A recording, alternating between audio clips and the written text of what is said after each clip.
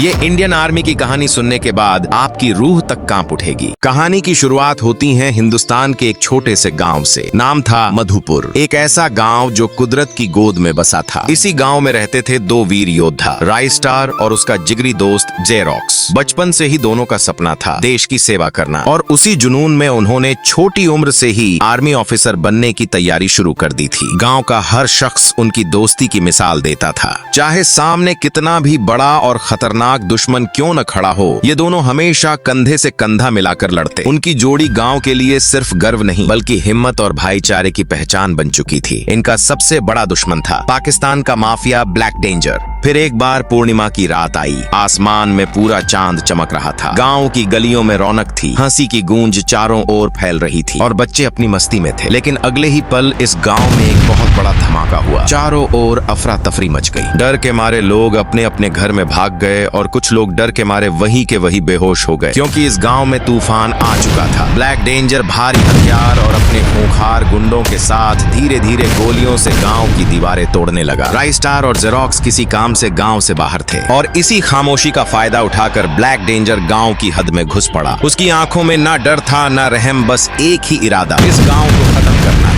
Black danger दीवार तोड़ के गांव में घुस गया। हर किसी के घर में घुस घुस के मौत के घाट उतार दिया। पूरे गांव में अफरा तफरी मच गई। लेकिन ब्लैक डेंजर ने एक एक करके आधे गांव को जिंदा लाश बना दिया। कुछ गांव वाले डर से नहीं बल्कि हिम्मत जुटाकर अंधेरे में बिना आवाज किए गांव से निकल पड़े। वे सीधे राइस्टार तक पहुंचे। राइस्टार ने जैसे ही सब सुना उसका दिल दहल गया। कदम लड़खड़ा गए और वो नीचे गिर पड़ा। राइस्टार तुरंत गांव में गया। चारों ओर सिर्फ लाशें ही लाशें पड़ी हुई थी। राइस्टार ने अपनी गन उठाकर एक एक दुश्मन को मौत की नींद सुला दी। लेकिन ब्लैक डेंजर एक पेड़ के पीछे छुपा हुआ था। उसने अचानक से एक गोली चलाई और राइस्टार का सर धड़ से अलग कर दिया। अगले दिन जब जेरोक्स को इसके बारे में पता चला, उसके होश उड़ गए और वही गिर पड़ा और फूट फूट कर रोने लगा। जेरोक्स बोला, अगर ब्लैक डेंजर ने इस बार गांव में पैर रखा तो सिर्फ यहाँ से उसकी कटी हुई लाश बाहर जाएगी। फिर एक पूर्णिमा की रात आई। ब्लैक डेंजर गांव में घुस पड़ा। उसने बहुत सारे गांव के लोगों को मौत के घाट उतार दिया। लेकिन अचानक से सामने जेरोक्स आ गया। लेकिन जेरोक्स कुछ कर पाता उसके पहले ही उसे एक ही वार में बेहोश कर दिया। पूरे गांव में डर का माहौल छा गया। सब लोग अपनी जान की भीख मांगने लगे। लेकिन अचानक से सामने राइस्टार की आत्मा आ जाती है और सीधा जेरोक्स के शरीर में घुस जाती है। जैसे ही जेरोक्स खड़ा हुआ, वो आधा राइस्टार बन चुका था। ब्लैक डेंजर जैसे ही हमला करने सामने आता है, राइस्टार दूर पड़ी गन उठाता है और ब्लैक डेंजर का सर धड़ से अलग कर देता है। तो दोस्तों, आप लोग भी एक सच्चे हिंदुस्तानी हो तो इसी वक्त चैनल को सब्सक्राइब करो और कमेंट में अपने नाम के पीछे जय हिंद लिखना मत भूलना।